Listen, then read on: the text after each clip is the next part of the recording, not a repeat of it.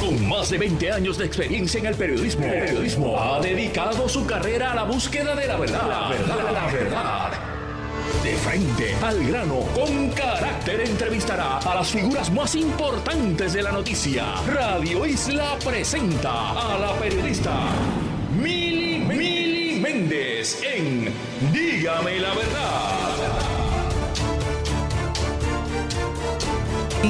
Muy buenos días a todos y todas. Bienvenidos a esta edición final de este año del panel de mujeres. Les voy a explicar qué es lo que está pasando porque aquí como que hubo un cambio de horario. Mili está disfrutando de unos días y me ha concedido el honor de manejar el programa durante el día de hoy. Entonces se nos ocurrió, ¿por qué no dedicarle todo el programa a un panel en el que conversemos las mujeres y que hablemos sobre el contexto en el que estamos, cuáles son las situaciones que estamos viviendo en Puerto Rico y tengamos un diálogo un poco distinto al formato que tenemos siempre en nuestro programa. Le agradezco a Mili el honor. Siempre para mí ocupar esta silla es un inmenso honor y ya mismo voy a presentar a las participantes, pero les quiero, para ellas y para el público, ¿verdad?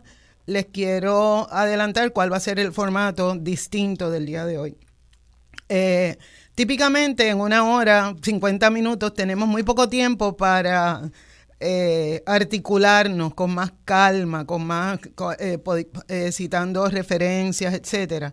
Y hoy nos vamos a permitir que durante 2 horas podamos hablar con calma, podamos visibilizar lo que desde las perspectivas de estas mujeres que son valiosísimas en cada una de las cosas que hacen, pero además que son expertas en los temas que estamos tratando en este momento porque están muy activas, le han dedicado la vida a esta situación y necesitamos apalabrarnos, necesitamos escucharnos, necesitamos abrir espacios a discursos alternativos y diversos que representen al resto de la población, porque como yo lo he dicho en algunos turnos que yo consumo, a veces el producto que se le ofrece en los medios a las personas no necesariamente manejan unos temas que trabajamos desde abajo, desde espacios que típicamente no están representados.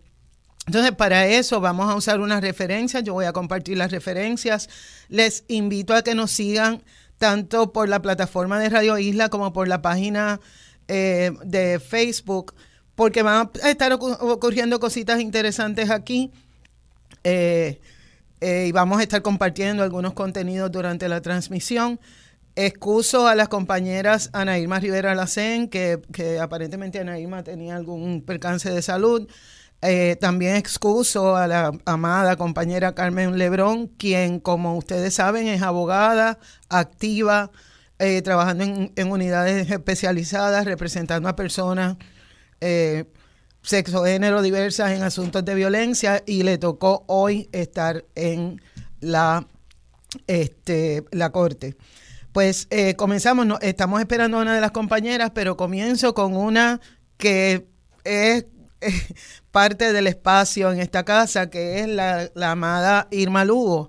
Pero la presentación de Irma hoy va a ser un poquito distinta, porque la conocemos como directora del Observatorio de Equidad de Género en Puerto Rico y como otro montón de cosas que ella aporta, pero Irma tiene una carrera completa dedicada a la academia.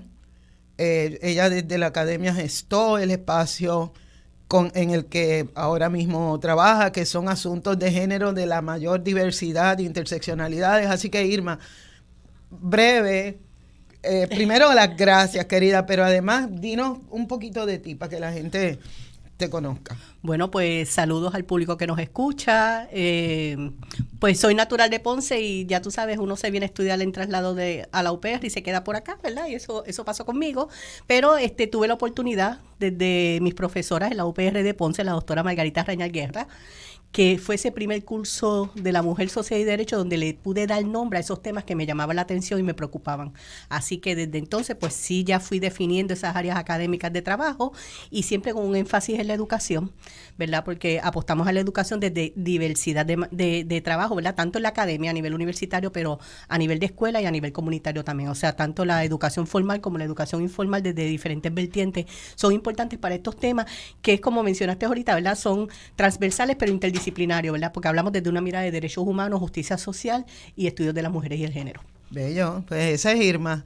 Pero entonces tengo el honor de presentarles a una licenciada que no la conocí aquí, la conocí ella laborando, acompañando a una de las víctimas sobrevivientes que yo estaba acompañando, pero antes de hablar de ella, quiero hablar del espacio. Me llega a través del Hogar Ruth, que ustedes también saben que yo insistentemente digo que es uno de los espacios, que, bueno, es el espacio que jamás, cuando yo he tocado esa puerta, jamás me ha dicho que no para lo que sea. ¿No? Y yo no voy a listar aquí las cosas más inverosímiles y a las horas más inverosímiles en que yo toco la puerta de Hogar Ruth.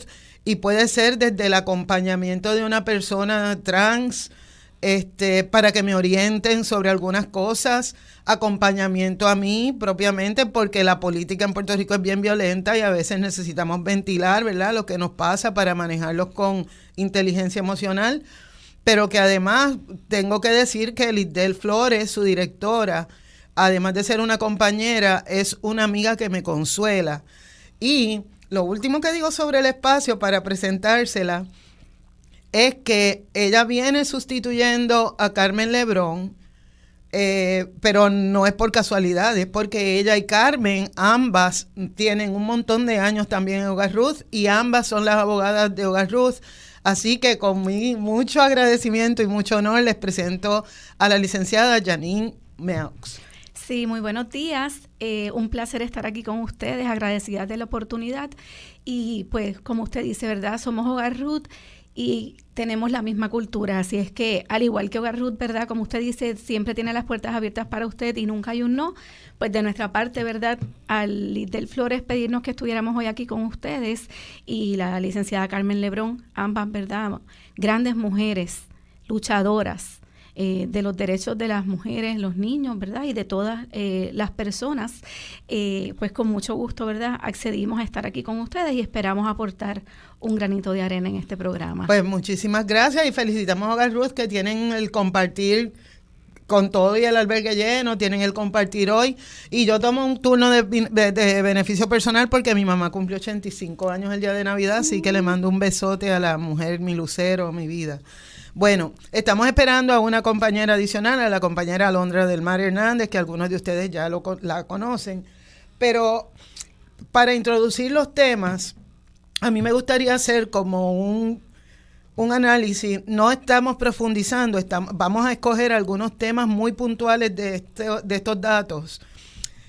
En esta semana yo he visto un revuelo por las medidas que está adoptando el nuevo presidente Javier Milei en Argentina, donde está destrozando el servicio público, está estableciendo unas medidas que son bastante regresivas y bastante impositivas y bastante represivas. Sin embargo, preparándome para este programa, encontré una joya de artículo de abril del 2009, se llama 100 días y una ley. Y es del valiosísimo medio que se llama Centro de Periodismo Investigativo. En ese momento, en abril del 2009, las personas del Centro de Periodismo Investigativo hacían un análisis de la Ley 7, que fue una de las primeras leyes que implantó Fortuño. Y vamos a ver por qué yo tengo que traer a Javier Milei a esta conversa. Solo 3 meses en el poder. Y esto fue en 2009, hace 14 años. Y esto nos brinda la oportunidad de ver qué fue lo que se impuso, ¿verdad?, en el 2009 y cuáles son las condiciones que estamos viviendo en este momento. Y fíjense, la Ley 7 surge como un intento de Luis Fortuño para reducir el gasto público de $3,200 millones.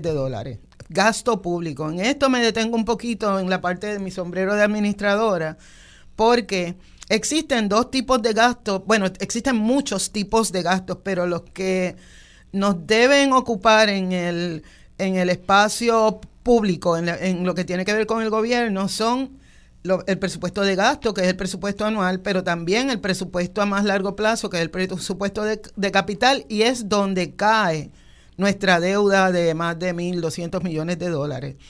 Fíjense que Fortuño lo que nos dice es que va a reducir de ese gasto anual del gobierno 3.200 millones de dólares.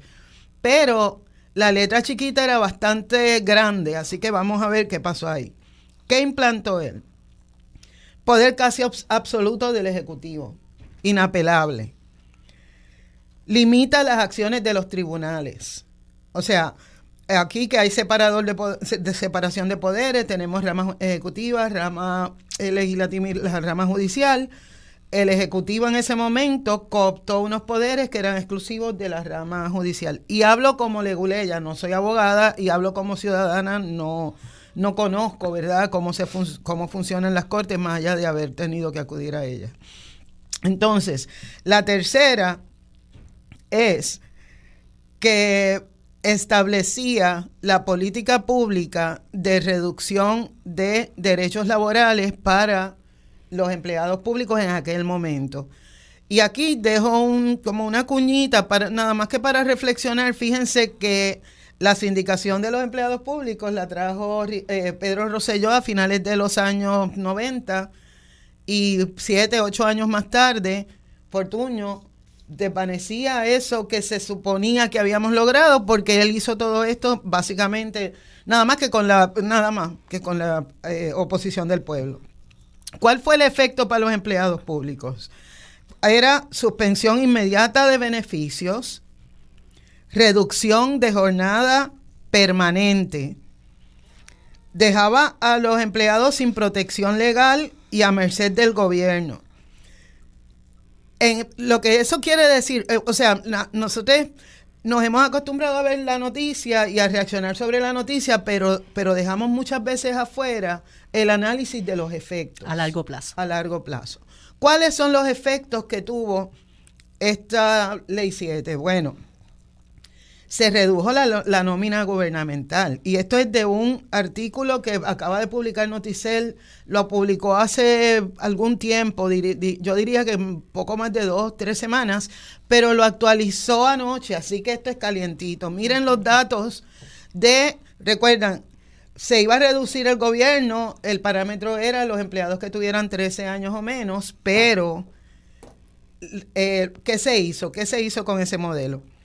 Pues dice la información del Instituto de Estadísticas, que es calientita, que en el año pasado, en el 2009 teníamos 218,000 empleados en la nómina gubernamental.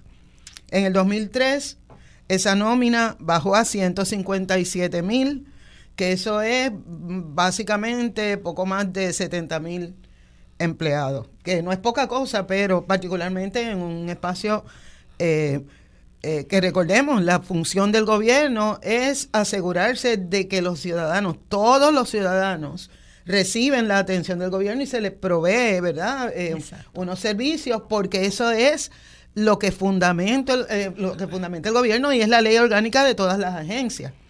Pero miren lo que nos pasó. Del año anterior, del 2022 a este año, las corporaciones públicas, es decir, las que quedan,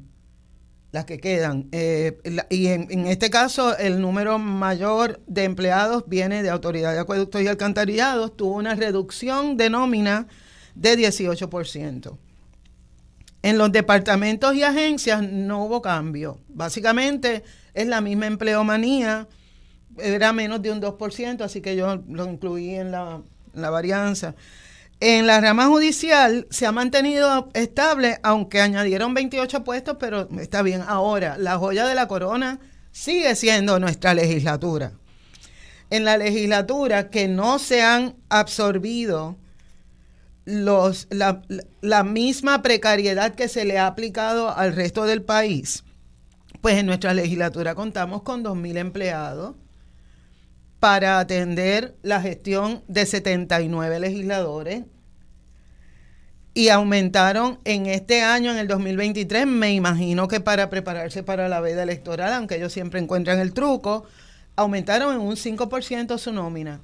Pero el asunto se complica porque recuerden que la base, y ahora mismo está muy vigente el discurso de que hay que proteger el capitalismo, etcétera. La base de nuestra sociedad, o sea, de la articulación política ha sido, pues mira, como la empresa privada es mucho más eficiente, vamos a sacar los servicios que ofrecen los empleados públicos que se deben al país y vamos a ponerlo en manos privadas. ¿Cuál ha sido el efecto de eso? Al sacar esa gerencia media, que era la que estaba cumpliendo con estatutos y con administración pública, y que tienen que rendir cuenta y que son a la vez evaluados por ética, Contralor, todas las agencias que se supone que monitoreen la pureza de los procesos fiscales, particularmente en el gobierno. Ahora esa gerencia media llega por contrato. Y por lo tanto, eso crea una confusión en términos de administración. Porque conozco de primera mano, nada de lo que yo diga aquí me lo estoy inventando. Todo yo puedo proveer anécdotas, días, etcétera, pero yo no les voy a distraer con esos detalles engorrosos. Pero sabemos que cuando llaman a una agencia, llamamos a una agencia, no hay respuesta, hay que sacar el carro e ir. Y cuando vamos, a lo mejor no necesariamente nos atiende una persona que conoce de los procesos. Pero ese es el efecto de haber puesto a unas personas que están en esa incumbencia durante el tiempo que dure el vínculo político que los colocó ahí, como Manpower, con Elías Sánchez, Andy Guillemard con Manpower y otras compañías. Y eso crea un problema de agencia en el país.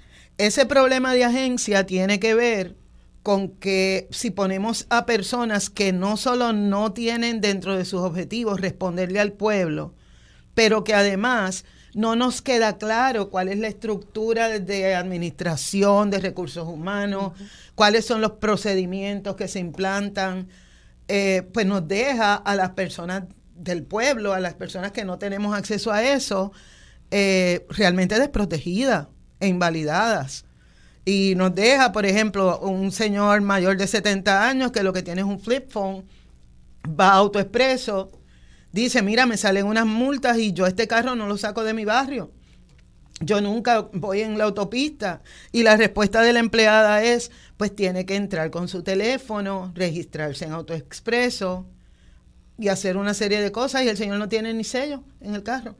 Así que ese es el día a día nuestro, ese es el día a día que a veces es invisible. Desafortunadamente no es lo que se visibiliza desde los programas de análisis, considerando que las personas que tienen acceso a esos programas de análisis probablemente parten desde un privilegio que no tenemos las personas de a pie. Así que esa es la tónica de nuestro programa para ver entonces cómo es nuestra situación en términos de los asuntos de género, cómo esas lluvias trajeron la emergencia perenne como estado operacional de Puerto Rico, cómo eso se traduce en la pérdida de vidas no solo de mujeres y de personas trans, etcétera, sino también de los hombres. ¿Sabes? Porque tenemos que aclarar que en nuestros reclamos nosotras no excluimos a nadie y que necesitamos hablar sobre lo que no se habla en estas mesas usualmente, a pesar de que yo tengo que reconocer que Mili es una de esas voces, porque tampoco puedo decirlo en el absoluto. Hay empleados privados reclutados que tienen compromiso y hacen su trabajo, y esos son extraordinarios. Y hay medios que sí se dedican a acompañarnos a la ciudadanía. Y hay periodistas que asumen una voz distinta y que nos representa, y que en este programa mismo de Mili estamos viendo todos los días cómo es que estamos viviendo o sobreviviendo en este país donde hay tantas carencias y donde la respuesta del Estado es: eso no es cierto, no está pasando, las campañas mediáticas muy opulentas, representando a un país alegre, esto y lo otro, pero no necesariamente esas personas que salen en los anuncios representan lo que estamos viviendo en el día a día, cuando vamos al supermercado, cuando escuchamos a los vecinos, cuando vemos el frenesí con el que tenemos que vivir, porque nuestras emergencias se convirtieron en la norma. Me extendí un poco en esta parte porque quería contextualizarlo, y hablando nuevamente de Milei en una semana emitió unos decretos que todo el mundo dice que son dictatoriales, y yo creo que es un momento de hacer una reflexión profunda, particularmente nuestra clase política, sobre si vamos a continuar con este rumbo descendente para la calidad y el buen vivir de las personas de Puerto Rico, y que por ejemplo usa el capitalismo, ¿verdad?, como la bandera de la felicidad, cuando vemos que tenemos que mirar en mayor detalle cómo esas medidas a nivel general nos está negando la dignidad y el deseo de continuar viviendo en Puerto Rico, porque se está convirtiendo en algo insufrible. Así que con ese pie forzado, yo creo que podemos irnos a la pausa. Sí, nos vamos a la pausa para no interrumpir a ninguna de las compañeras, y comenzamos este viaje que vamos a tener durante ya hora y media. Gracias. Dígame la verdad, las entrevistas más importantes de la noticia se escuchan aquí. Mantente conectado. Radio Isla 1320. Conéctate a radioisla.tv para ver las reacciones de las entrevistas en vivo. En vivo. Esto es Dígame la verdad con Mili Méndez. Y regresamos aquí a este programa especial de cierre de año desde la perspectiva de las mujeres y el género.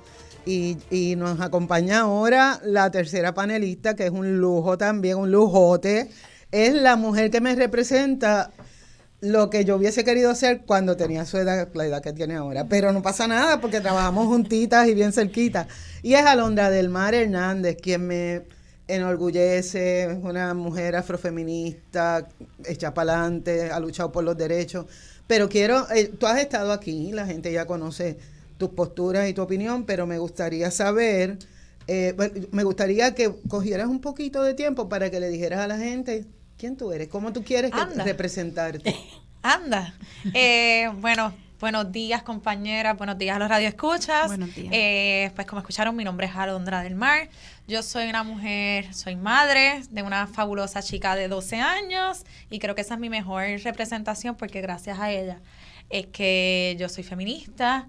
Yo con 18 años fui mamá, así que tuve que aprender sí o sí a defenderme, tuve que aprender sí o sí a echar para adelante. Así que Valentina es mi maestra de vida, y Valentina, por ella, sí, yo fui mamá lactante por 5 años, así que tuve que, de que me botaran de salones de la universidad, etcétera, tuve que aprender sobre mi cuerpo, así que yo soy lo que soy por Valentina.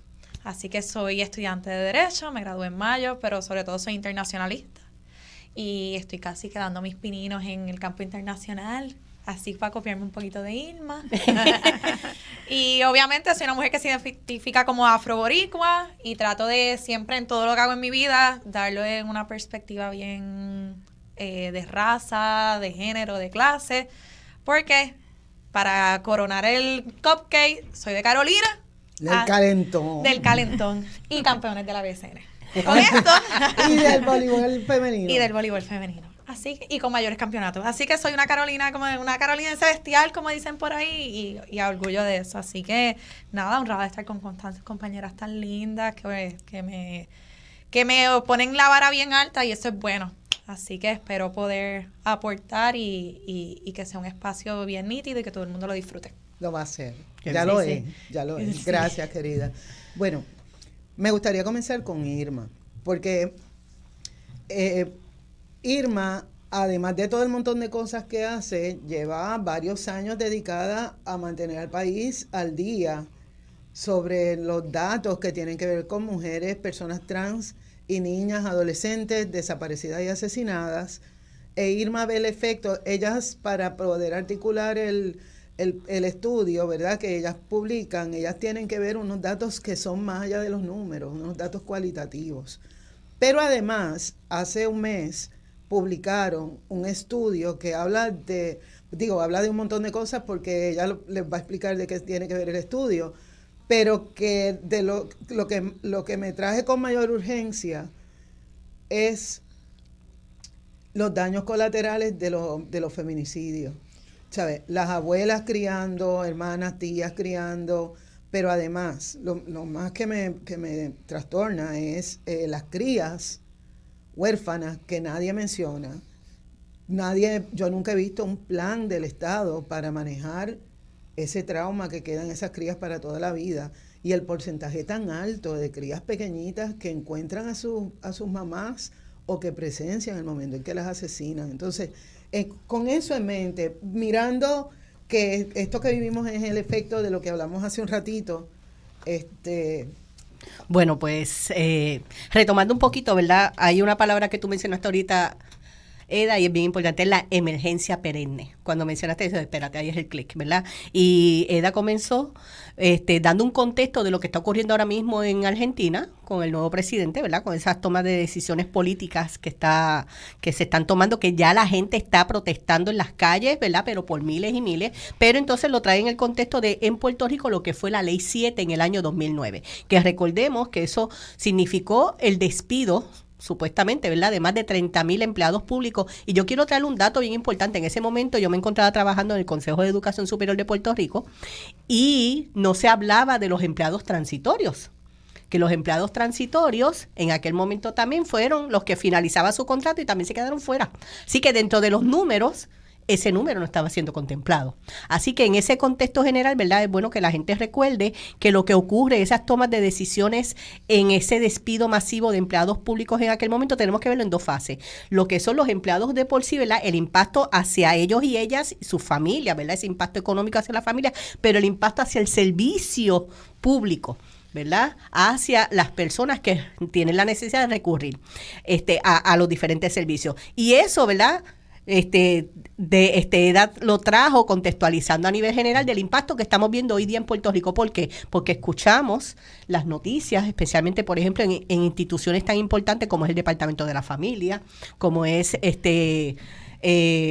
Departamento de la Familia, Educación, Justicia, esa empleomanía que es tan importante, como son los trabajadores y trabajadoras sociales, que son los que dan ese servicio público directo, ¿verdad? Especialmente en los casos de violencia que estamos viendo más a nivel general, ¿verdad? Esa violencia familiar en ese contexto, pero que impacta a nuestras niñas, a nuestras mujeres.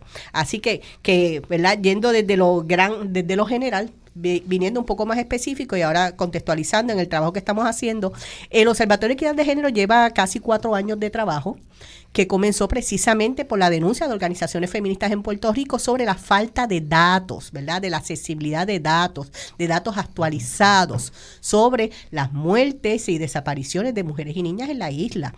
Y entonces las agencias que en aquel momento, como por ejemplo la policía, que todavía podemos acceder a la página y esos datos no están actualizados, no están accesibles tan fácilmente, pues responde a eso, precisamente porque se puede concretar con una iniciativa de la compañera Carmen Castelló, que es una trabajadora social por su cuenta, que ella iba documentando las desapariciones de muertes y de mujeres y niñas en Puerto Rico, precisamente.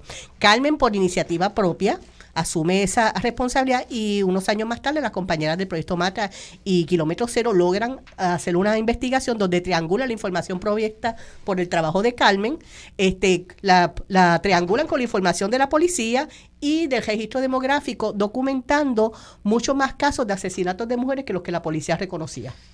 Y eso es bien importante que la gente lo tenga en consideración. Ese estudio está en la página de las organizaciones, usted puede hacer una búsqueda y lo va a encontrar fácilmente.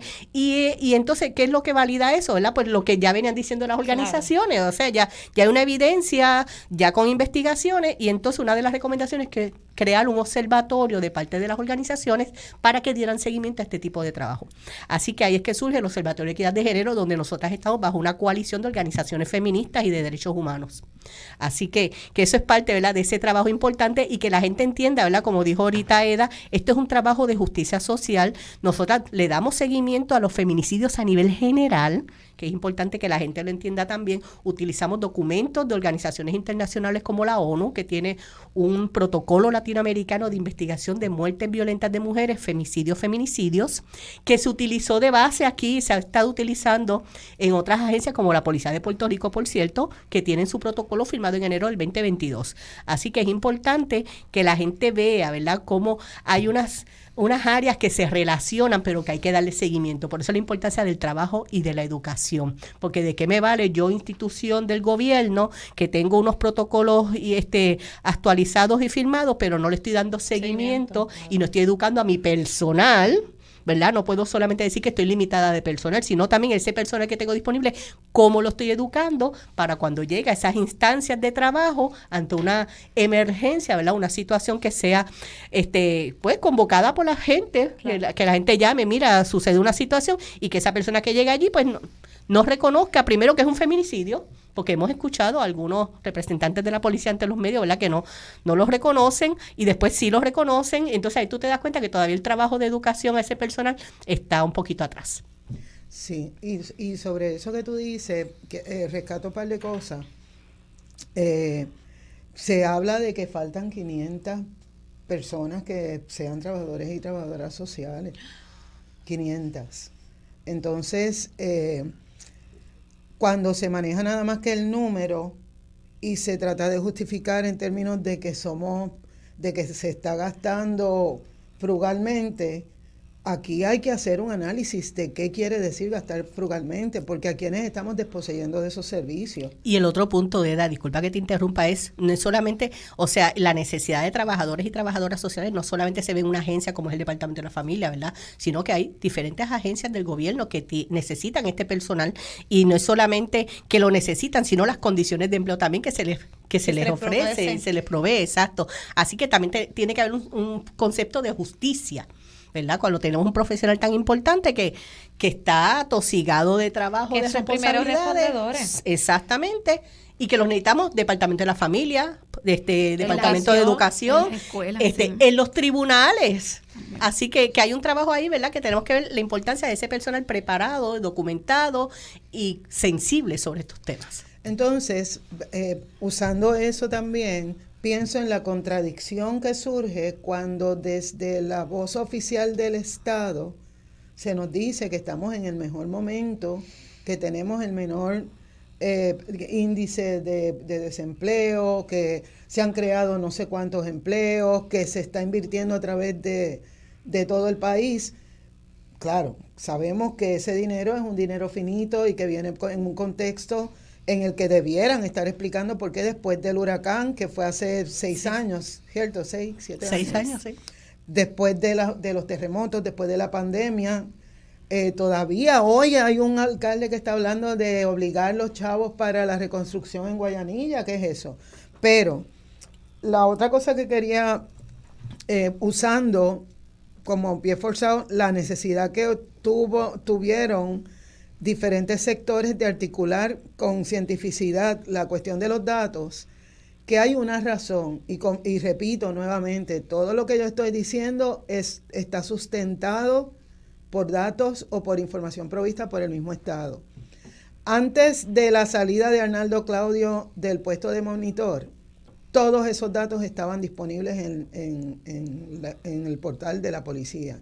Ahí podíamos ver las estadísticas desagregadas que tienen que ver con las violencias, pero además teníamos acceso a los informes de querellas administrativas internas y cuánto es el porcentaje de personas que tienen querellas administrativas por casos de violencia doméstica. Claro, nos fallaba el no poder saber si les habían desarmado o no, porque esa información es privada. Pero con ese panorama, al entrar un nuevo monitor y la administración cambiar, cada vez se fueron sacando más datos disponibles del portal.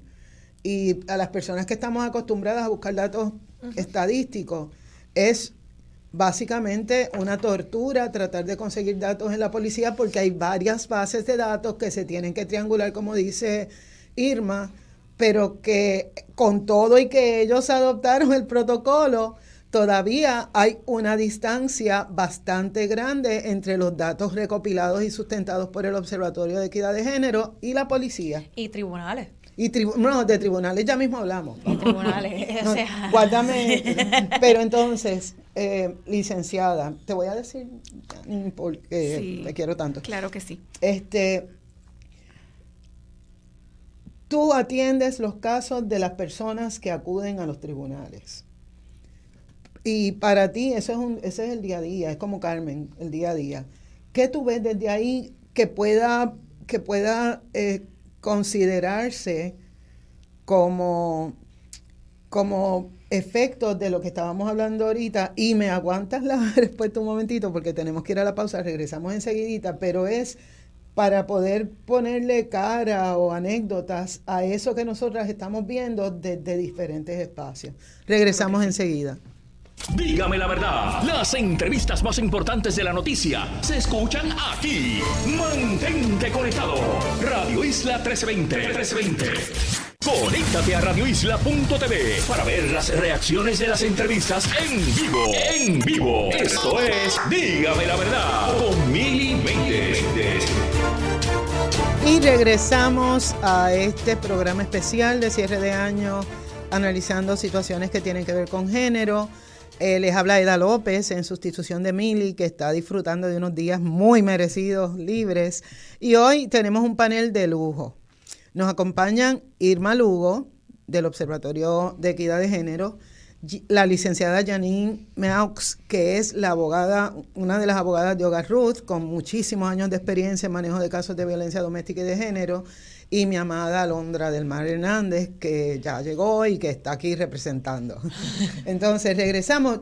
Dejamos una pregunta en el tintero para la licenciada, y es, ¿cómo se ve esto, el efecto de esto que hemos estado hablando en las cortes, en los casos que llegan? Bueno, pues ciertamente, ¿verdad? La reducción de fondos, ¿verdad? O de presupuesto trae un impacto en el servicio directo que se da a las víctimas en los tribunales. Se decretó el estado de emergencia PARE, ¿verdad? Pero además de decretar un estado de emergencia, entonces hay que identificar los fondos, ¿verdad? Para poder atender esa emergencia, como bien han mencionado ustedes antes.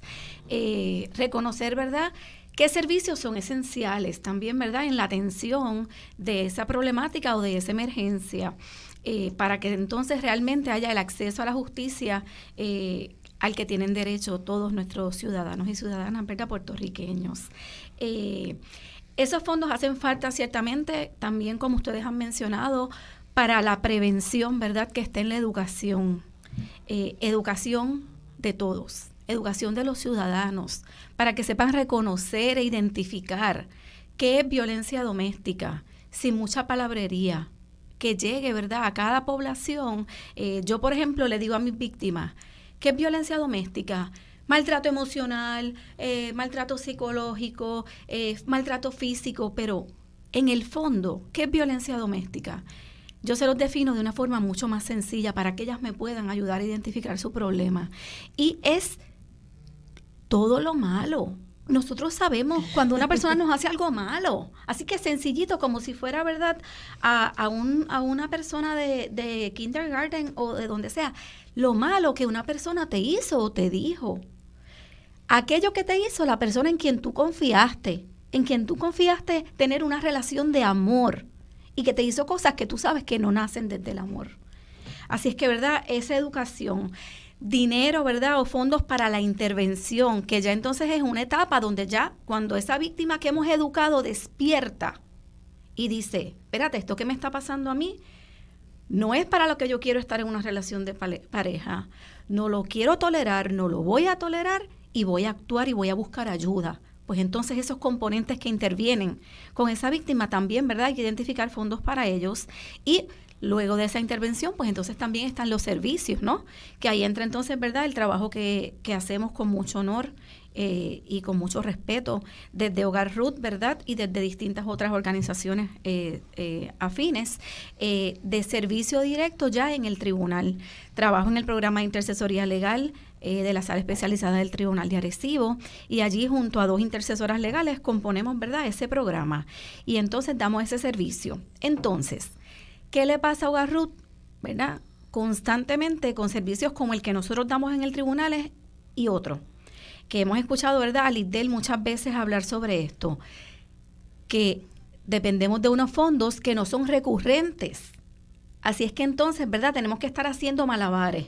Estos fondos vencen o los puedes utilizar en este año. Y cuando está próximo a acabar ese año, estamos para el próximo año. ¿Qué voy a hacer? ¿Con qué cuento? ¿Con qué identifico? Así es que, de verdad, afortunadamente, ¿verdad?, Hogar Ruth está muy comprometido, se reinventa, trabaja, ¿verdad?, está muy consciente de trabajar propuestas para entonces la obtención de fondos, pero como quiera, esa incertidumbre de un personal comprometido o esa incertidumbre, ¿verdad?, de un hogar o un programa comprometido como lo es Hogar Ruth, es algo que no debería ocurrir, ciertamente. Así es que, ¿verdad?, esa es la conciencia, ¿verdad?, que yo trato, ¿verdad?, de que hoy nos llevemos, ¿verdad?, tanto, ¿verdad?, las personas con poder en el gobierno también, pero necesitamos también, ¿verdad?, de la industria privada, que afortunadamente también, ¿verdad?, Hogar Ruth tiene muchos allegados. Ayer mismo salió, ¿verdad?, un reconocimiento a Liberty Foundation, que estuvo, y no me pagaron, ¿verdad?, por este anuncio, a Liberty Foundation. Así es que Hogar Ruth, ¿verdad?, y todos nos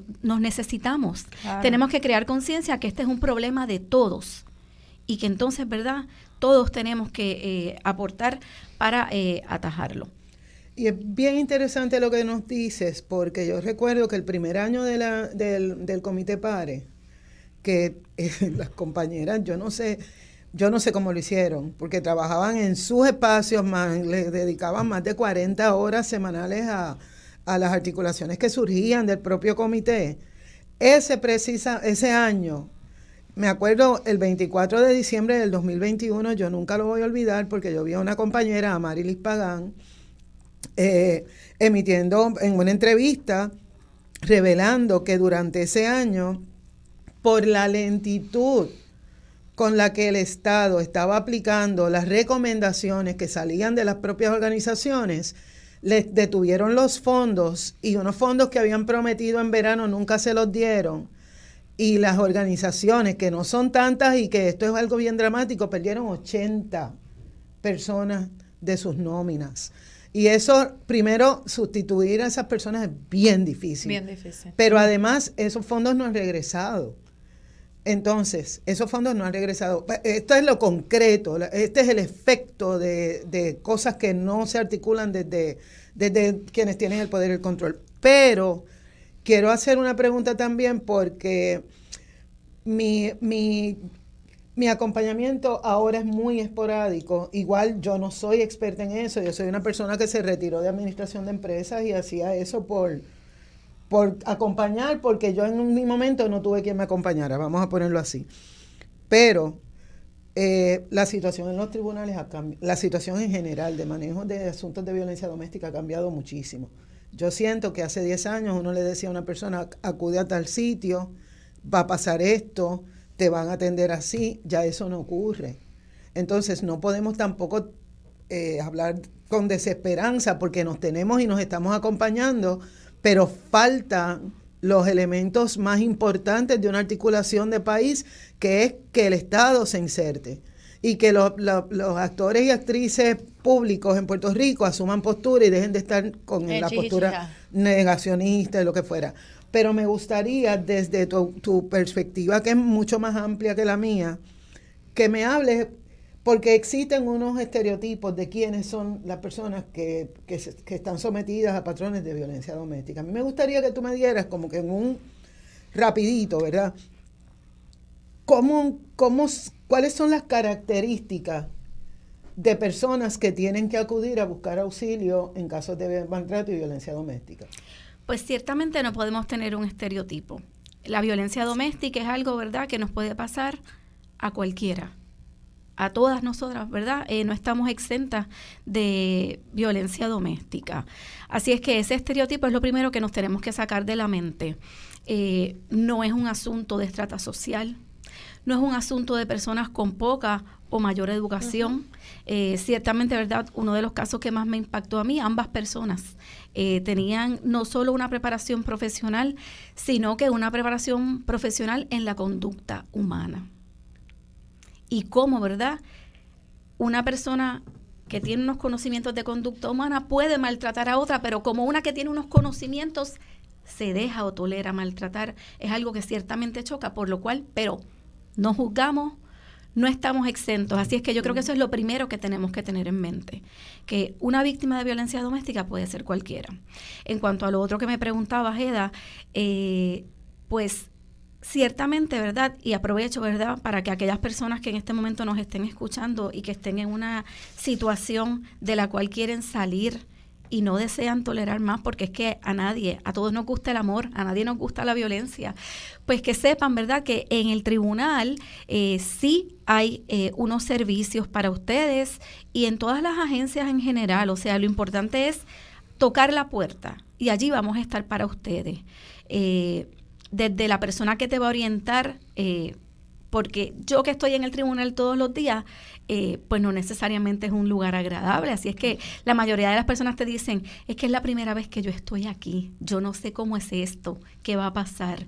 Pues allí va a estar desde el alguacil que te recibe, ¿verdad? Es mi experiencia por lo menos, hasta la intercesora, hasta que eventualmente llegas donde el juez. No vas a estar solo o sola.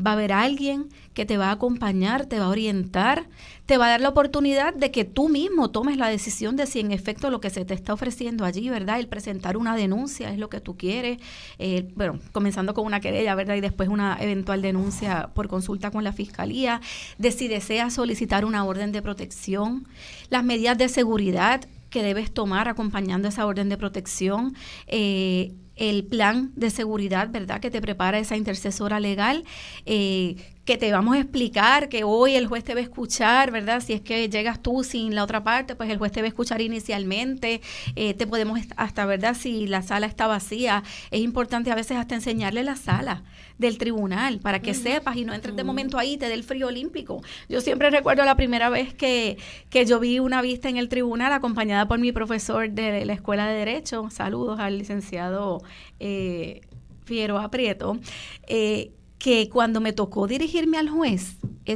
yo me sentía en una burbuja, un silencio, y tardé.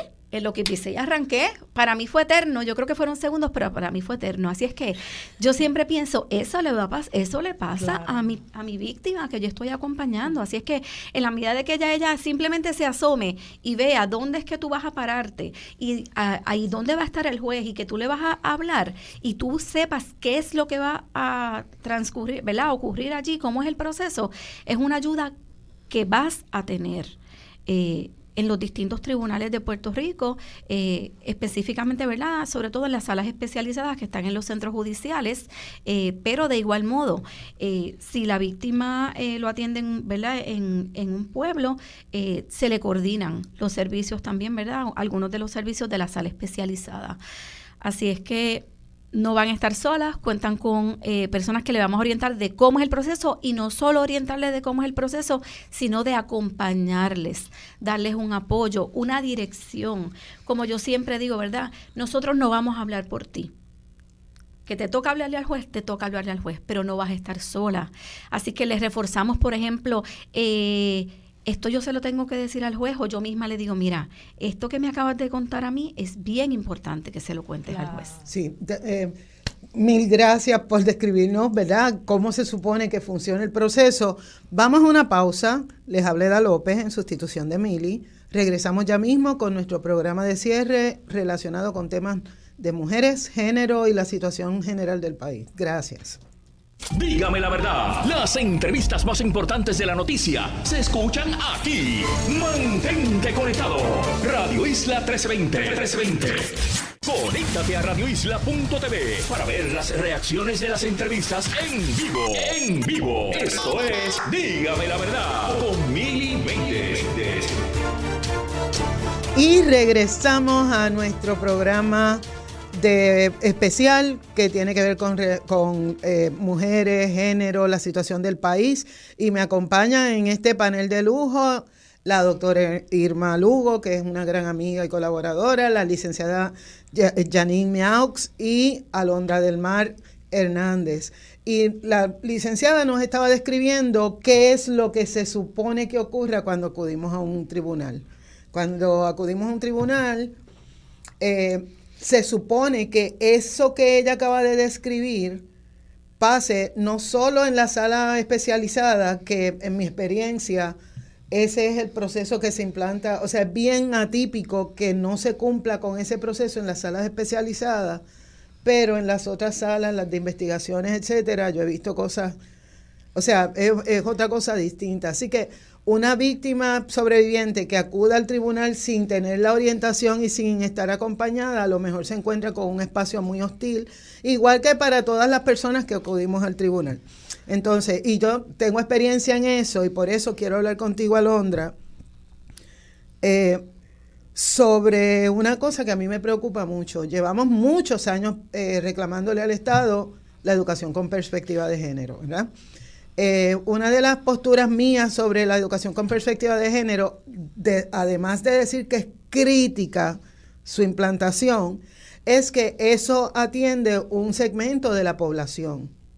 Y un segmento de la población que típicamente van a ser menores de edad, ¿verdad? Claro. Que están en edad escolar. Pero esos casos de feminicidios y femicidios los cometen personas adultas. Entonces, para contextualizar esto que voy a decir, hubo un artículo en esta semana que lo amplificó Sandra Rodríguez Coto en Boricua, y que tiene que ver con un análisis que hace anualmente desde el 2013 Gaither International, y lo que hace es un análisis de los medios, del acceso a los medios de las personas. Y me llamó mucho la atención, y parto en este contexto, parto de una realidad que está a la vista de todas las personas, pero que no necesariamente se hace algo con eso, y es que quienes analizan asuntos políticos de Puerto Rico, la mayoría son hombres, claro. La mayoría son abogados, la mayoría vienen de mucho privilegio o aspiran a mucho privilegio, la mayoría asumen posturas negacionistas. Con el caso de Carla, por ejemplo, yo he escuchado unos análisis aberrados que no parten de lo que ocurrió, de verdad, que fueron 2 juezas. O sea, hay una serie de cosas que le llegan a nuestro pueblo como no para que lo pueda analizar, sino para que crean en la persona que lo está diciendo, y si ese análisis está errado o está cojo o es incompleto o no tiene perspectiva de género, pues las personas lo que consumen es eso. Y yo quiero puntualizar en este contexto, rapidito, unos hallazgos que a mí me fliparon, y tiene que ver con medios locales. No incorpora cable TV, no incorpora streaming ni nada por el estilo.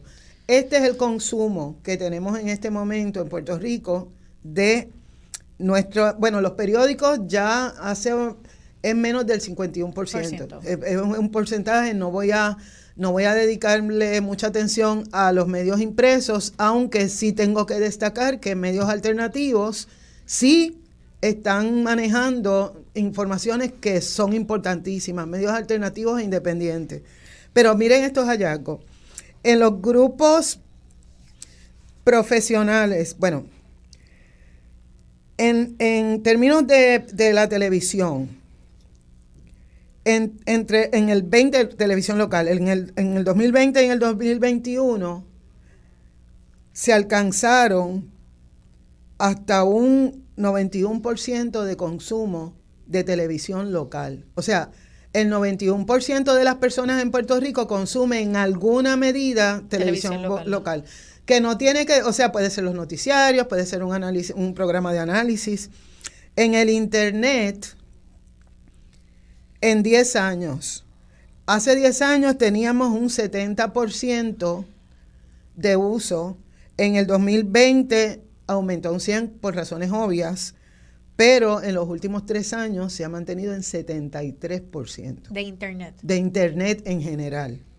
Ahora, esto se pone bastante chévere. Cuando desagregamos esos datos y miramos los porcentajes por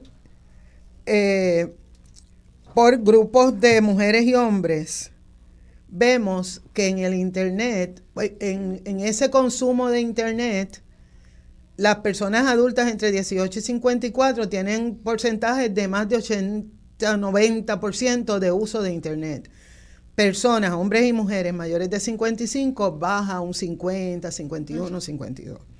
Estoy hablando de esto porque así es que manejan las compañías de medios y quienes manejan el voceo público usan estos números, pero vamos a ver cómo nosotras los usamos desde nuestra precariedad y nuestro activismo y las limitaciones que tenemos de público, ¿verdad? Pero entonces, cuando vamos a la radio, el 51% de la población escucha radio local. Cuando le pones streaming de la radio, un Molusco, sube a 100%. Claro. Okay. Entonces, en términos de las redes sociales, entre el 18 y el 50, en los dos sexos, o sea, hombres y mujeres, siendo bien binaria, tienen esa misma característica. Solo el 50% de los mayores de 55 años acceden a información en las redes. Y eso nos plantea unos retos, pero también nos plantea unas oportunidades. Y te digo por qué. Cuando miramos el contenido de la televisión local, ¿quiénes son las personas que potencialmente no van a tener acceso a otros contenidos a través de su televisión? Las personas precarizadas, ¿verdad? Claro. Que lo que tienen es televisión local. Y si a los ejecutivos que dictan el discurso que sale desde esas emisoras no les importa ese segmento, por las razones que sean, o sea, eso es otro programa aparte que tiene que ver con market share y todo eso, pero ellos no crean el contenido que piensan que esas personas deben consumir. Y ahí tenemos contenidos que no tenemos programas infantiles, así que nuestros infantes a las 7 de la noche, lo que ven es las noticias. Okay. Se siguen insistiendo en usar estereotipos a pesar de las múltiples denuncias, y tienes programas de comedia que usan la identidad de personas que los están viendo para mofarse. El hombre negro que tiene sobrepeso, que es gay, y que lo caricaturizan. La mujer de baja estatura, la mujer vieja, el hombre viejo. O sea, pero no es de situaciones graciosas, es usando el estereotipo para volarnos, ¿verdad? Alimentándolo.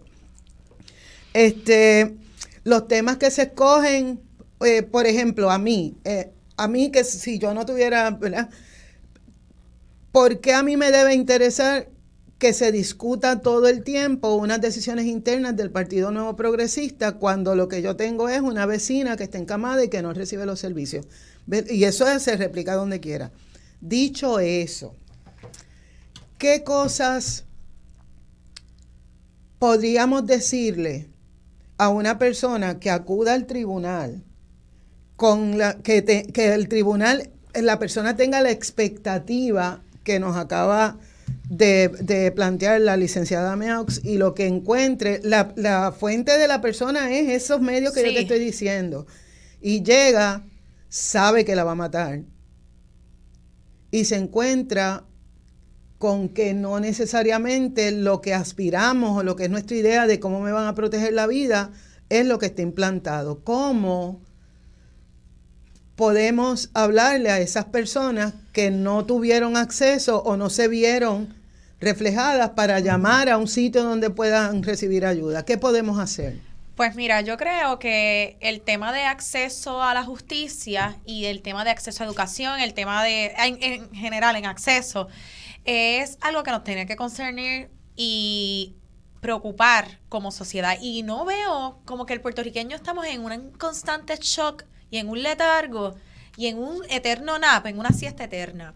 Y es preocupante porque aunque yo les dijera, nosotras tenemos que resguardarnos porque tenemos que protegernos y tenemos que acudir y tocar las puertas necesarias y conocer el derecho y conocer los derechos que nos salvaguardan, ciertamente sabemos que la víctima y el ciudadano de a pie no conoce el derecho. Entonces tenemos el sistema de justicia, tenemos a tribunales que le encanta hablar sobre el acceso a la justicia. Tenemos mucha gente por ahí que dice que constitucionalmente el derecho es para todos y para todas, y eso es una gran mentira, porque en la práctica no se ve así. Y entonces nos toca a nosotros, literalmente, esta frase famosísima que se da mientras tenemos desastres, que el pueblo salva al pueblo, eso es lo que estamos viendo. Y entonces, aunque eso es lo ideal, porque nos tenemos que salvar, de algunas medidas es una línea muy finita en que le quitamos la responsabilidad del Estado. Y ciertamente, cuando escuchaba a la compañera, futura colega, desde el 2007 se implementaron las salas especializadas. Y ahora las salas especializadas de violencia doméstica, que ahora es violencia de género, también están abordando temas de violencia sexual, etcétera, para proteger a las víctimas. Pero sabemos que la innovación y la capacitación de esas salas no ha sido un sinónimo en reducción de denuncias, no ha sido un sinónimo en reducción de daños, ni nada por el estilo. Entonces nos toca ver si realmente hay comunicación interagencial, y la respuesta larga corta, según la intervención de la compañera Irma, la experiencia de la licenciada, sabemos que hay una carencia y no existe comunicación interagencial.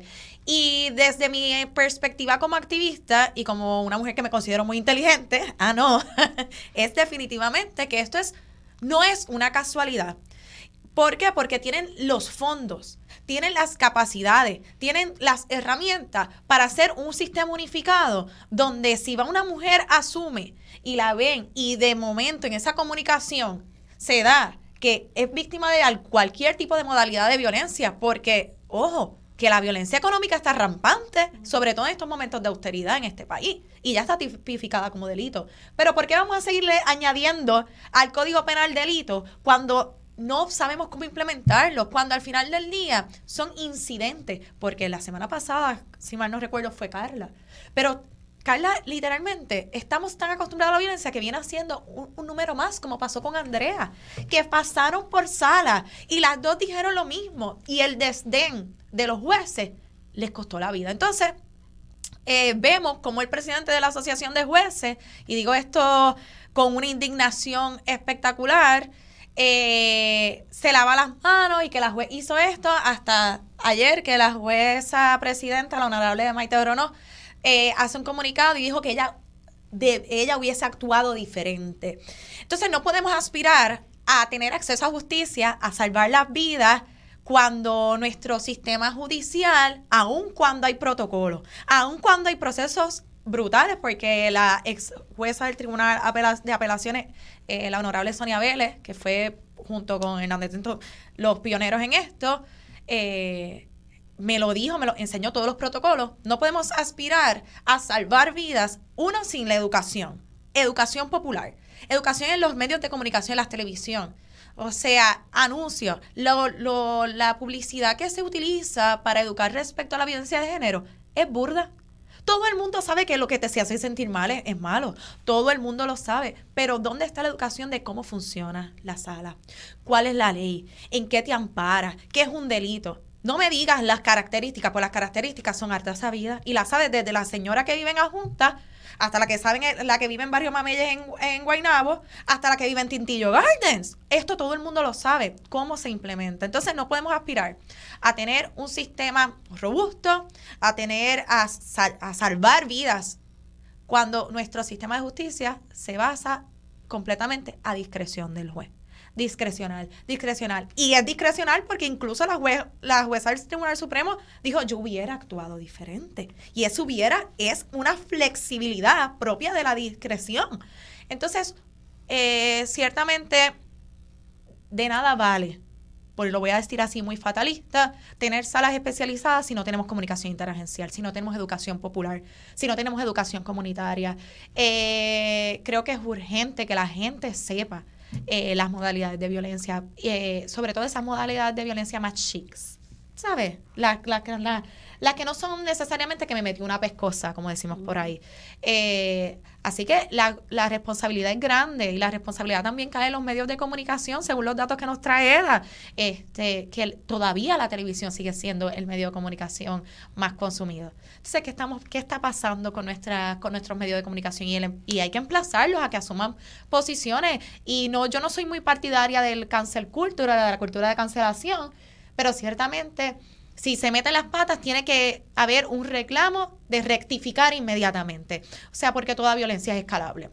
Y la violencia no necesariamente es un insulto, no necesariamente, sino acciones y omisiones. Y yo pienso que también tenemos violencia doméstica, tenemos violencia de género, porque nuestro Estado es uno violento. Claro. Se acabó. Y sí, soy muy puntual y muy franca con esto, porque el hecho de que no tengamos comunicación interagencial, el hecho de que seamos un país sobrelegislado y que no se implemente, es precisamente por una lavada de cara vulgar. Y cuando venimos a ver, no lo van a implementar correctamente porque sería asumir el fracaso propio de ellos mismos. Claro. Yo lo quiero aclarar porque para mí la honestidad es bien importante y la representación, el yo verme en otra persona, como por ejemplo en ustedes tres, yo me veo perfectamente. Ahora, para yo llegar a este punto, yo tuve que hacer mucho estudio propio y la información está ahí. Hay portales llenos. Por ejemplo, tú acompañas a una amiga porque esa amiga se queja de que está en violencia doméstica, pero conocemos cómo ese patrón de interrelaciones entre ella y su pareja va escalando indistintamente de los detalles. Va escalando y se convierte en un patrón. Y que esa vez él le manoteó al frente de la cara y ella se ofendió. Pero si la próxima vez la empuja, ya hay una alarma. Uh-huh. Y si se da una tercera vez, que es todavía más fuerte, estamos en un patrón de violencia. Y yo he acompañado a muchas personas que cuando yo les describo esto es que se dan cuenta de que están en una relación de maltrato. Porque todo lo que está alrededor normaliza. Ay, no te quejes, tú eres una changa. Ay, es que esta mujer siempre quejándose. Ay, que esa mujer es una loca. Bueno, yo no voy a entrar en todo eso. Y lo que yo quiero, en mi caso, enviarle como mensaje a todas las personas, no es nada más que a las que están en una relación así. Acudan a los portales. Miren, yo uso como referencia siempre, invariablemente, pazparalasmujeres.org.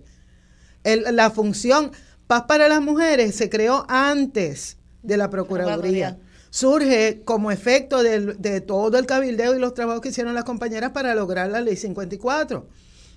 Ahí hay desde autoexamen para tú identificar si la relación que tú tienes, hay vicios de violencia, hasta todo lo que se tiene que hacer para reparar, incluyendo cosas interseccionales, etcétera. Tenemos también la obligación y la responsabilidad de preservar nuestras vidas, pero que además crear una vida que nos conduzca al buen vivir. Porque sí, las condiciones externas están todas alineadas como para que tengamos esta crisis así sin precedentes. Pero somos individualmente quienes podemos enfrentar esa crisis preparándonos y fortaleciéndonos para preservar nuestras vidas y las de nuestras crías y las de los hombres, etcétera. Sí, definitivamente nos toca. Así que tenemos que conversar, no de que nos faltan las ayudas, sino cómo vamos a articular una respuesta, con porque lo que está pasando no se puede soportar un minuto más. Y con eso llego a la pausa, pero al regreso vamos a tener la conclusión de nuestro programa y tenemos un regalito para ustedes y después conversamos. Y con esto terminamos. Regresamos en breve. Dígame la verdad. Las entrevistas más importantes de la noticia se escuchan aquí. Mantente conectado. Radio Isla 1320. Conéctate a radioisla.tv para ver las reacciones de las entrevistas en vivo. En vivo. Esto es Dígame la verdad con Mili Méndez. Y regresamos, ya vamos como que recapitulando, ¿verdad? Nuestro programa. Y yo creo que esta conversación ha estado tan rica. Yo me llevo aquí un montón de cosas y yo espero que la gente se le esté disfrutando como nos lo estamos disfrutando nosotras, este juntecito. Pero antes de seguir, yo quería como que regalarnos un pedacito de un mensaje bien lindo. Y entonces vamos a estar compartiendo en las plataformas de Radio Isla, tanto en Facebook Live como en la plataforma de la emisora, un video que creó y produjo el querido Tito Román, a quien le envío un besote, que cierre el año después de haber estrenado Psiquis y ha tenido un año bien bueno. Pues Tito nos creó un mensaje de una Navidad sin balas.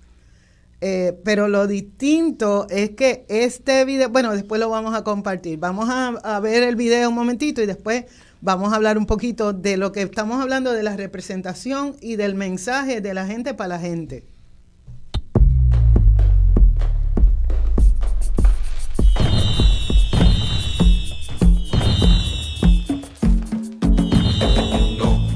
Sepa nada, no, que nadie diga nada.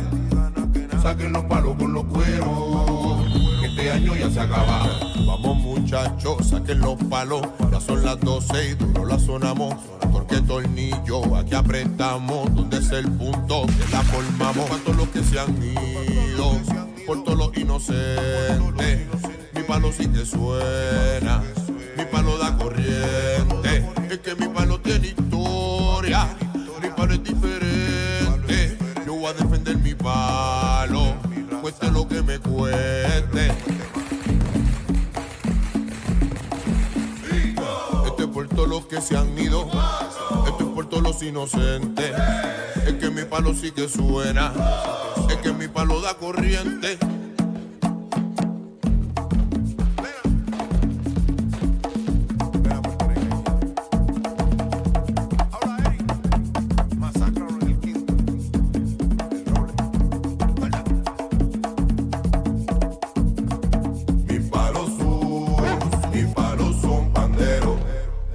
El 2024 comienza con buenas noticias. La campaña Navidad sin balas ha sido todo un éxito. No se reportaron muertes ni heridos en las fiestas de fin de año. El pandero de plena se consagra como el instrumento predilecto para despedir el año en las comunidades de Puerto Rico. No, que nadie sepa nada. No, que nadie diga nada. Saquen los palos con los cueros, que este año ya se acaba. Espero que hayan disfrutado de... Yo no me canso de verlo. Y lo quise traer para este ya casi cierre final definitivo del programa, para deconstruir la parte de la representación. Uh-huh. Fíjense que aquí el estereotipo es que a los caseríos no nos podemos meter. No se podrá meter quien tema del caserío. Yo nunca he tenido problemas entrando en un caserío. O sea, los caseríos tienen su rango, ¿verdad? Pero los caseríos no son los puntos. Para que se lograra esta producción, participó todo el caserío. ¿Por qué participó todo el caserío? Ese caserío estaba limpio. No había una persona fuera del lugar. O sea, los vecinos se quedaron adentro. Los del punto recogieron mientras estaban tomando las imágenes en los drones, adornaron, limpiaron, pintaron. Esta producción está hecha con Corazón Production, porque Tito Román la gesta. Todas las personas que están participando ahí no recibieron fondos de la industria cinematográfica para crearlo. Pero ¿cuál es la ganancia de un producto como este? Bueno, pues vamos a decodificarlo. En la calle, un palo es un arma. Desde el principio, cuando ellos están gesticulando como si fueran a volar chiringa, uno se está preguntando, ven acá, cómo ese gesto tiene que ver con esta música. Y la lección que nos da esto es que la representación que tenemos en las noticias de las muertes, las masacres, lo que pasó en el residencial, mira, aquí están pasando cosas bien interesantes. En las comunidades. En las comunidades. Por ejemplo, la respuesta de la comunidad de Ay Bonito. Fue bella. Y se acompañaron hasta el final y se siguen acompañando hombres y mujeres. Hicieron, como las víctimas sobrevivientes, hicieron todo lo humanamente posible para preservar la vida de esa nena. Pues aquí, en este producto que nos regala Tito, como mensaje, esto a lo mejor personas que vienen del privilegio y que descartan a la gente de los residenciales no lo va a entender. Pero Tito no lo creó, sino para que los que no vivimos en residenciales veamos que sí es posible articularnos colectivamente desde la gente de los residenciales.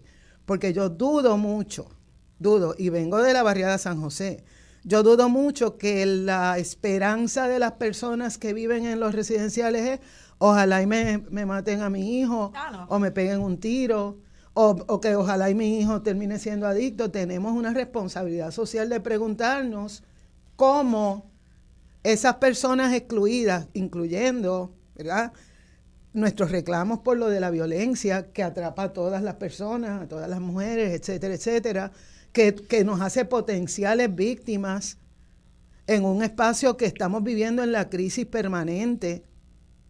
Ya nos estamos acostumbrando a no tener luz y cuando estuvo el huracán perdimos a más de 3,000 personas y ahora eso se replica y no estamos mirando todo el montón de gente que está muriendo por las condiciones precarias. Y hay un exceso de más de 3,000.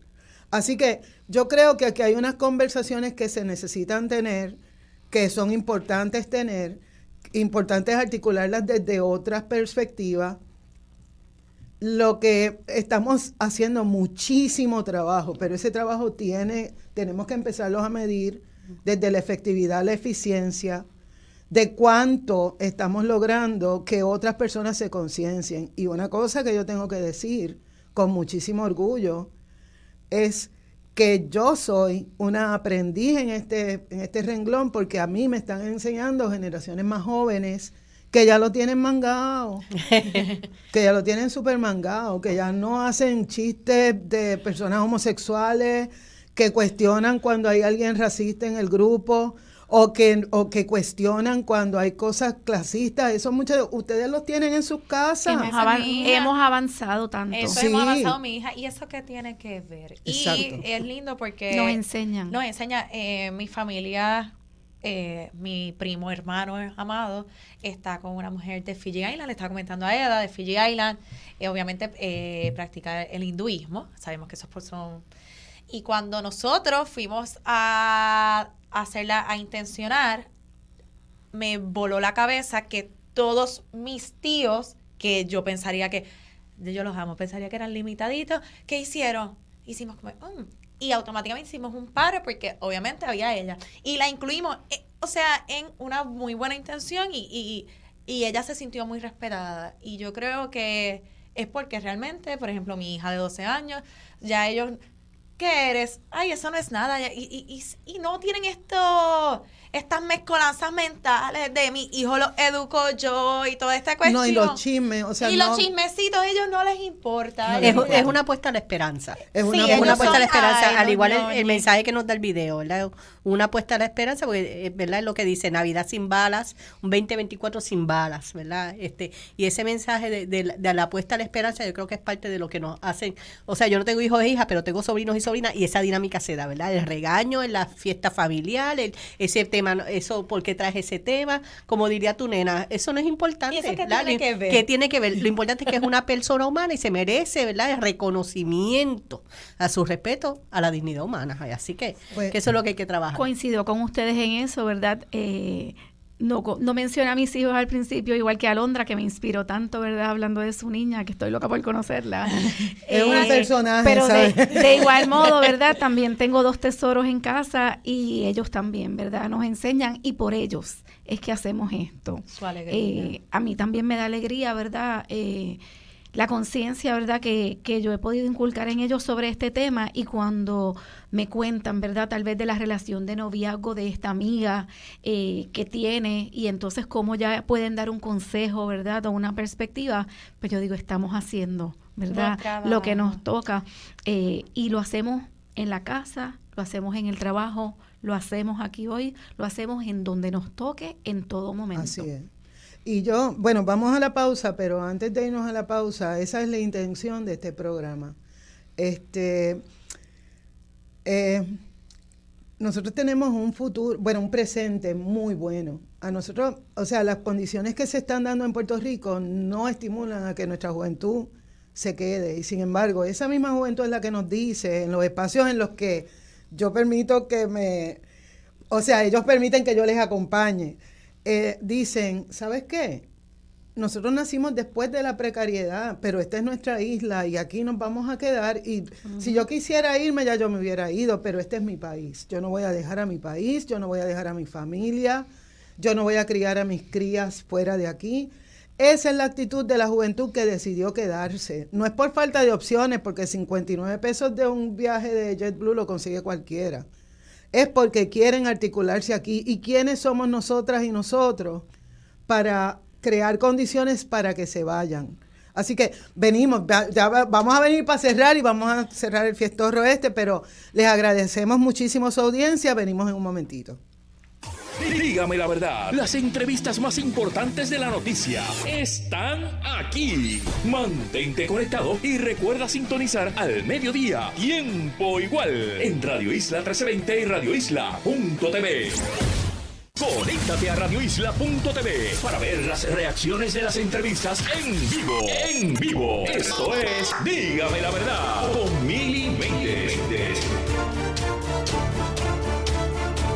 Y regresamos a nuestro segmento final de este panel extendido que Mili nos obsequia, ¿verdad? Tanto a nosotras como al país. Mili, te agradezco esta oportunidad, sabes que te amo. Gracias a todas las personas que han estado conectadas, pero pienso que lo dejamos en un espacio que nos inspira y nos emplaza, ¿verdad?, a hablar de cómo vamos a seguir, ¿cierto? Y quería enmarcarlo en eso de la representación, porque una de las cosas que se han normalizado en Puerto Rico es a excluir voces que sean distintas, que sean voces del disenso, que nos planteen situaciones que no son las con las que nos sentimos cómodos y cómodes. Y de eso tenemos múltiples ejemplos. Y eso lastima, no solo a las personas, sino a los espacios. Y yo sé que lo personal es político, pero lo político también es personal, y en eso personal hay unos espacios que son bien íntimos, que se tienen que también respetar, proteger y garantizar su dignidad. Dicho eso, yo llevo proponiendo, y hoy lo presento ante el país, la posibilidad de articularnos desde otras miradas, con otras conversaciones, con otras inclusiones, preguntarnos por qué no hay una voz que hable por sí misma en este espacio, por ejemplo, de la mamá que tiene tres trabajos en fast foods y tiene 2 crías y tiene que sobrevivir. Yo no puedo hablar por ella se puede apalabrar mejor que yo. Así que pienso, y se está gestando este estilo de trabajo en muchos espacios. Y eso produce la sensación no solo de acompañamiento, porque no nos vemos solos y solas, sino que además, para seguir caminando y articularnos, hacemos un compromiso con que no es solo para mí, es para la gente que es como yo, que me acompaña, que está conmigo. Y eso es lo que yo propongo, ¿verdad? Esa es la propuesta mía, porque ya de verdad que estamos muy agotadas con tanto, con replicar el estilo que usa el Estado contra nosotras, pero además con que las cargas más fuertes, por ejemplo, en el caso de violencia doméstica, ha caído en los hombros de las personas que luchan y luchamos para erradicarla. Dicho eso, hay un tema que aquí en Puerto Rico no se habla, casi no se habla, y es el tema de las reparaciones. Ese tema a mí me llega de Latinoamérica, donde tienen unos espacios muy avanzados de reparaciones. ¿Y qué es una reparación? Por ejemplo, en Argentina, luego de la dictadura, se dieron procesos de reparación en los que se divulgó la verdad, se determinaron las personas responsables, pero lo que se articuló fue para crear una sociedad que fuera justa, que no le diera ese espacio a los fachas, pero que además no violara la dignidad de las personas. Esa es la aspiración. El problema es que eso es un reto muy grande, porque envuelve cuestionar nuestros propios privilegios, nuestra propia participación y representatividad. Y entonces yo lo que quiero es que por lo menos consideremos las reparaciones y que esa perspectiva de las reparaciones surjan de que para yo tener éxito yo no tengo que invisibilizar, invalidar, desacreditar a otra persona, sino ver cómo lo que estamos haciendo y lo que estamos articulando podría ser inclusivo, podría abrir el camino a esas crías que tenemos que están hablando un discurso totalmente distinto y que no les importan. Por eso se excluyen, porque cuando ven que la discusión es para ver quién es el más corrupto, ellas sí. Así que para recapitular, viendo las reparaciones como eso, lo que estoy diciendo es bien finito porque esto requiere mucha conversa, pero teniendo una perspectiva de reparaciones y luego de todo este rato hablando, que me gustaría saber qué ustedes podrían proponer para ver cómo nos vamos acercando desde los distintos espacios para crear la sociedad que realmente nos merecemos y que tenemos que construir. Bueno, comentábamos ahorita fuera del aire, ¿verdad? Que en esta época del año, y este, ¿verdad? Es el último programa del año, ¿verdad? Entiendo yo, de Mili, agradecemos estar aquí. Todos entramos en un proceso, ¿verdad? O invito a que todos entremos en un proceso de reflexión. Reflexión tanto en la vida personal, pero también en la vida profesional o en lo que nos apasiona, ¿verdad? Y que hemos escogido como vocación. Así es que ciertamente, ¿verdad? Nuestro sistema no es perfecto, pero lo podemos perfeccionar. Y granito, ¿verdad? A granito podemos lograrlo. Así es que comenzar un año, ¿verdad? Como el video que nos pusiste ahorita, Eda, un año de esperanza, que las noticias realmente sean esas que pusieron ahí en el video, ¿verdad? Comenzamos un año donde nadie surgió impactado por una bala, donde nuestras mascotas no fueron afectadas por los sonidos, ¿verdad? O por las luces, y donde de igual modo, ¿verdad? Ya no hayan víctimas de violencia doméstica. Esa es nuestra esperanza. Y ese es nuestro compromiso, ¿verdad? Siempre y cuando se acerquen a nosotros, invitamos, ¿verdad?, a aquella persona que necesite ayuda a que nos contacte. Voy a dar el teléfono de Hogar Ruth, el 787-883-1884, 787-883-1884, para que allí, ¿verdad?, les podamos canalizar el servicio que necesiten y podamos colaborar un poco en esa reparación de esos daños que han recibido. Mencionaste ahorita, ¿verdad?, la víctima y las víctimas colaterales o secundarias, que como bien mencionaba nuestra directora Damari Feliciano en una entrevista, son víctimas primarias también. Así es que tenemos un compromiso, ¿verdad?, de repararle los daños a esas víctimas, pero además de repararlo, ¿cómo evitamos que sufran nuevamente un daño? Porque una víctima que ha sufrido un daño, la posibilidad de que nuevamente identifique una pareja donde vaya a sufrir lo mismo o algo peor es. Así es que reparar y prevenir que vuelva a ocurrir ese daño es nuestro compromiso y nuestra esperanza con Puerto Rico. Gracias por tu tiempo. Bueno, yo apuesto a la esperanza, pero apuesto a una mirada amplia de lo que es la educación, ¿verdad? De una mirada de cultura de paz, de derechos humanos, pero también de curiosidad, ¿verdad?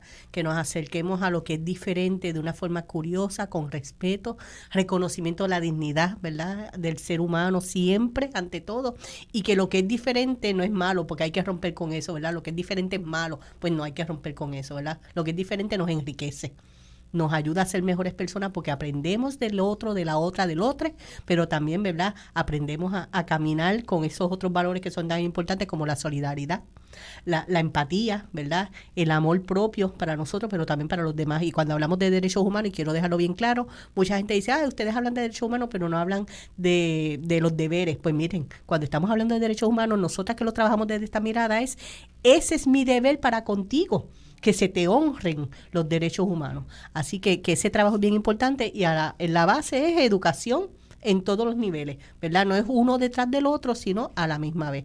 Es complejo, pero lo podemos hacer, así que por eso es la apuesta a la esperanza. Y a ti, Alondra. Pues a mí se me resulta un poquito difícil después de las compañeras porque pues coincido totalmente, pero de cara al 2024 pues sí yo aspiro a que mi país tenga discernimiento.